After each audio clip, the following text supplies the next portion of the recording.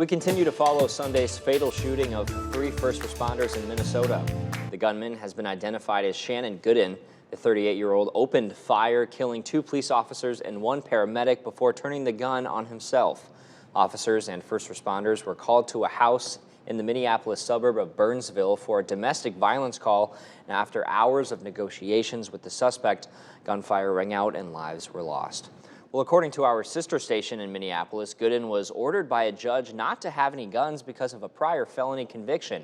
His relationships include allegations of abuse, and Lou Raguse spoke with his ex-girlfriend whose children had been inside the house during the shooting. Shots fired. Shots fired, shots fired. Shots fired.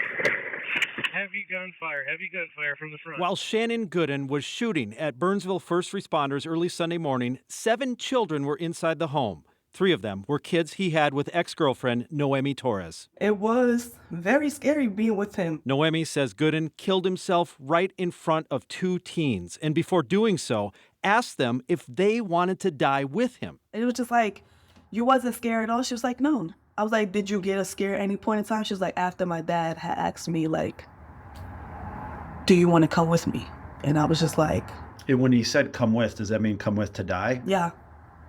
Yeah. Noemi says she had no idea Gooden, who was barred from having guns, had so many rifles and handguns inside the home where a judge ordered her kids would spend most of their time. It's just a scary feeling to know that they weren't in that much danger. Like, I tried so hard to get them from their dad. During their abusive relationship, Noemi says Gooden would threaten to shoot police if she ever called 911 on him. She's heartbroken for the families of the first responders and for her innocent children. Even though their dad is this monster, that's still their father. They love, they had unconditional love for him. And it hurts me because somebody so evil like that, and they still get all the love from their children. Lou Raguse, KARE 11 News. Experts say domestic disturbance calls are among the most dangerous for police. Out of the officers who died in the last decade, more than 8% of them stem from a domestic disturbance call. Des Moines police say they responded to thousands of domestic disturbance calls each year. The unpredictability of a domestic situation is usually where the danger comes in.